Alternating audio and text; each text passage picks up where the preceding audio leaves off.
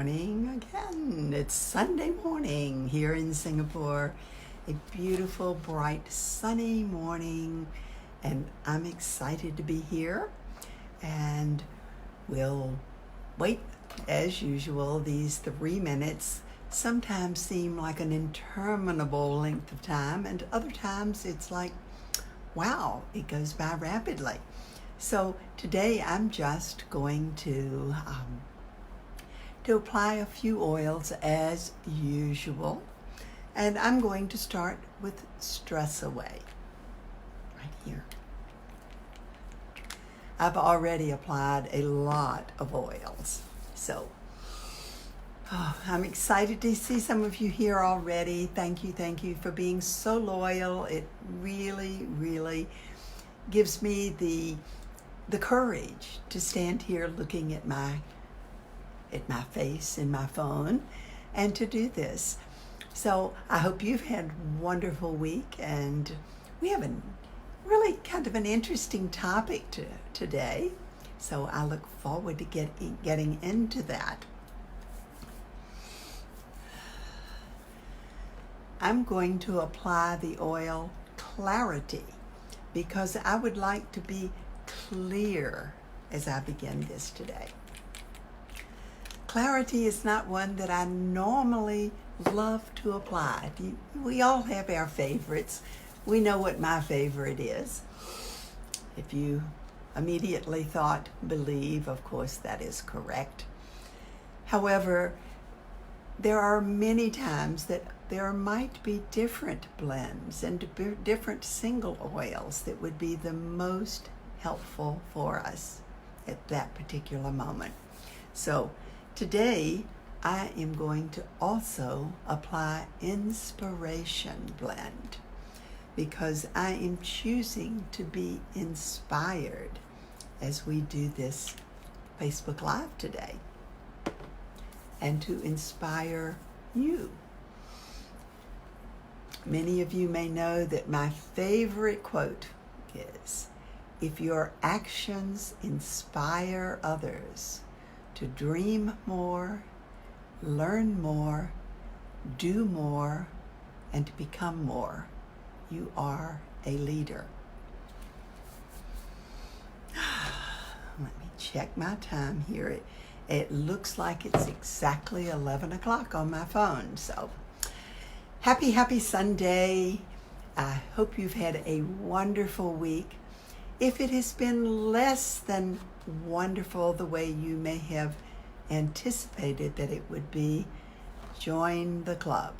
This has been a very interesting week and an interesting month for me.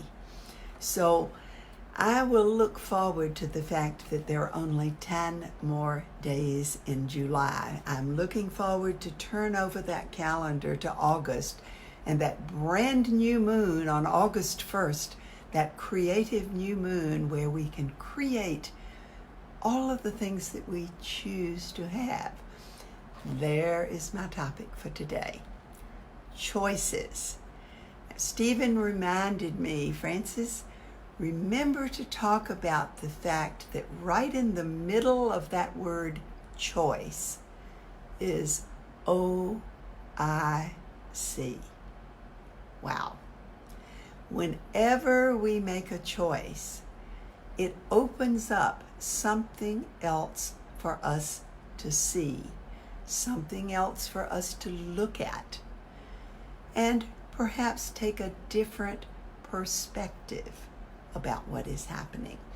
So, how do you make your choices? Well, we all make choices in different ways, perhaps at different times. Most of my life, my choices came from here, the logical choices. I'm here to tell you that perhaps getting into our heart and making choices from the heart may produce totally different results. So, I want you to think with me back to some of the choices you've made. First of all, what was in your mind as you were making the choice? Was it a choice that you felt you had to make? Was it a choice that you truly felt in your heart was the correct choice? We all do things differently, and we all do things differently from one time to another. So, the first thing that I feel is very important, as I mentioned earlier to those of you who were here, remove the stress from those choices. Connect with the source. Make sure your sacred space is intact. Now, I found that my sacred space, I thought, was intact quite a bit. However, I wasn't checking in the way that it would be more appropriate to do. And I found some interesting things when I began checking in a little bit more often, rather than just the morning or just at lunchtime or whatever. When I truly began to focus a little bit more, I'm going to apply higher unity, which I'm grateful I still have a few.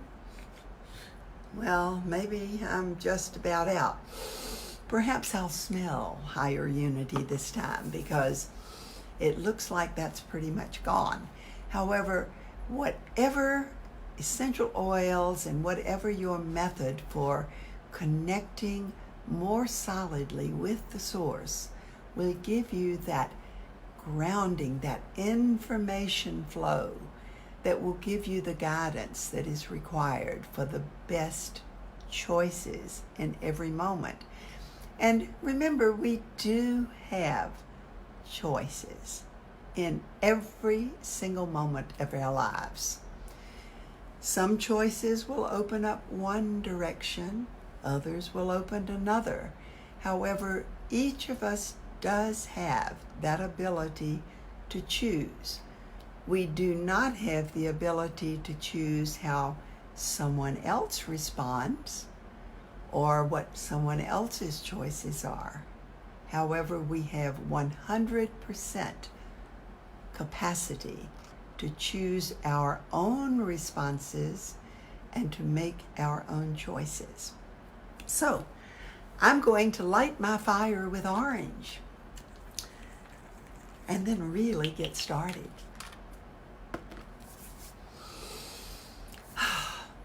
As I apply the orange essential oil, as many of you know, I visualize that fire coming up through the bottoms of my feet, coming up the legs to the hips, all the way up the spine, out the top of the head, and flowing across the shoulders, down the arms, so that my entire being is in flames, allowing for that action, that passion, that change. Ooh, change.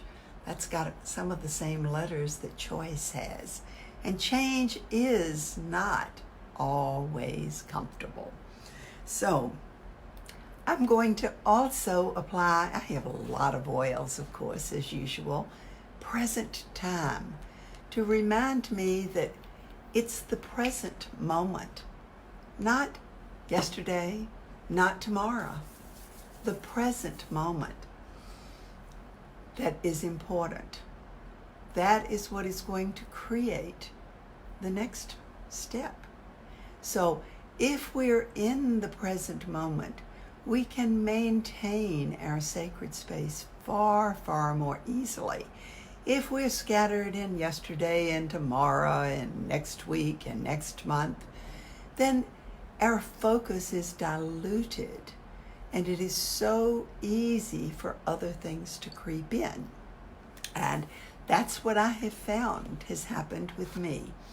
Now, I'm going to tell you a little bit about the choices that I've made in the last week or two or three. And some of them have been what I knew in my heart and my brain were the correct choices. I had to choose to take care of my health rather than to fly to the U.S. for the convention. Now, it was undoubtedly the correct choice because my lungs are clearer now than they've been in a long time, and I'm beginning to gain my strength back. However, as I watched all of the videos and the photos of the convention, I was very emotionally drawn in because I wasn't there. So it was a very emotional week for me to know that even though I made the appropriate choice, it still was difficult, and I had to deal with the emotions of being left out. Okay? So, I'm going to use the blend forgiveness to forgive myself for having to make the choice, forgiving myself for having these feelings and allowing the feelings to surface, saying that it is okay. And I'm going to release those fears and the beliefs about, well, what if? How often do we trap ourselves in that space of, well, suppose I'd done something different.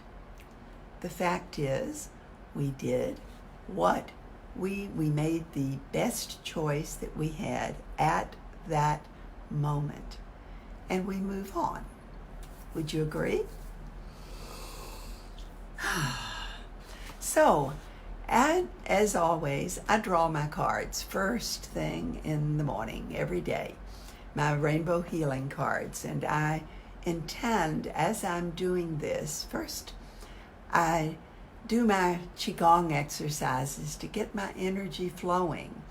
And many of you may know about the pairing of the ways. We have this on the website, have the Qigong exercises as well, and I'm not sure whether you can see me here, so I'll hold my hands up higher. But the pairing of the ways can be very, very gentle way of getting yourself more grounded and getting the energy flow to move throughout every portion of your body. Now, this is so simple, it can be done anywhere, no matter where you are. Just moving the hands gently back and forth, feeling that energy flow. Now, I love to apply an oil such as white angelica after I've done that, or right now I have in my hand highest potential. So I'm going to apply that, and I'm going to just brush it over my entire field. I'm not touching my body. I'm just brushing the frequencies held within this particular essential oil, starting with the head and gently brushing downward, feeling that energy smooth out, feeling those emotions begin to just become more positive emotions. And now I'm going to look at the card that I did draw for today. Authentic power. Oh, wow. At the bottom of that card are the words, living your truth. Now, I always go in my journey book to the page that has that on it, and there's some specific little points. And sometimes it's more than one, sometimes it's just one, sometimes it's every single one of them that is applicable for me for that particular moment. I just count the number of bullets and I do muscle testing. And I found today that it was the 7th one. greater focus through the elimination of different energy signatures in the field. Wow. Now I know that really told me what I have been doing, because as I've watched all of these videos and the photos, I have emotionally taken on this energy of regret, of sadness, of grief. And it's because I've taken on the energy that was truly not my own, that I allowed other things into other energies into my field. So we go back to where we did boundaries before, of course. Remember, we had the boundaries with the sacred space, keeping the chaos out. And last week we added the red, that red paint can, doing that lattice work to stop whatever is coming in that is not part of who I am, and stop whatever I'm giving out that would not help another, that I truly require myself. So this has been a major thing. And I then also read the reflections that are in the journey book. These are right here for everyone. The first thing is, am I connected to the source? Wow. How often do we become disconnected throughout our day? We get busy, and I found that as I get busy, and if I am not feeling 100%, as I have not been for the past month, I tend to forget to do those things that brought me to 100% in the first place, the things that moved me forward. So not only do I forget, I just don't feel like doing them. Does this resonate with any of you? You know, I'm tired already. I don't feel like focusing. So what happens is, as Stephen says, we go down that slippery slope. It's a nice slide down, gaining momentum as we go. However, as we're climbing our way back up, it's much more difficult, because we climb and then we reach our plateau.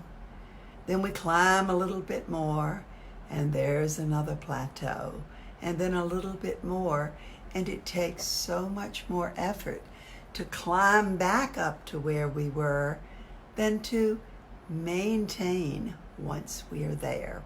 So ding, ding, ding. Remember, Francis, do what got you here in the first place. So the second question and the reflections is my sacred space constructed? Yeah, I did that this morning. Well, that doesn't mean it's still intact.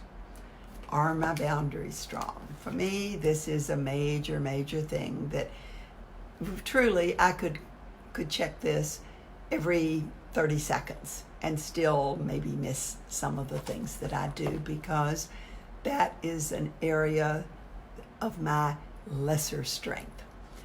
And often we focus on things that are really our greater strengths. So, which aspect is the most supportive? Well, I've already figured that, to eliminate extra energy signatures that are in my field.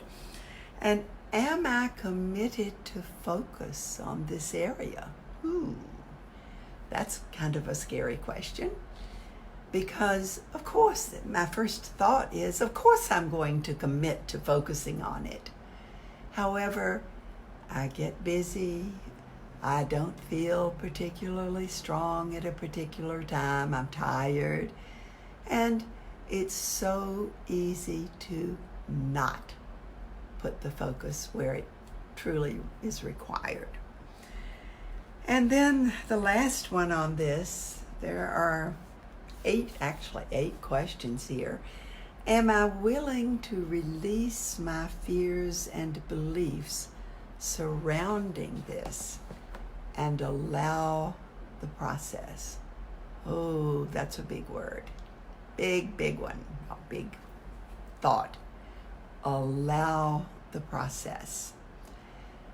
How many of us choose to direct every aspect of our lives? It is the way most of us were trained.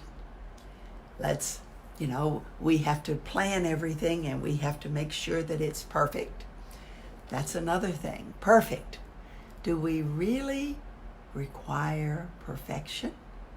Or do we require appropriate action at any given moment? So,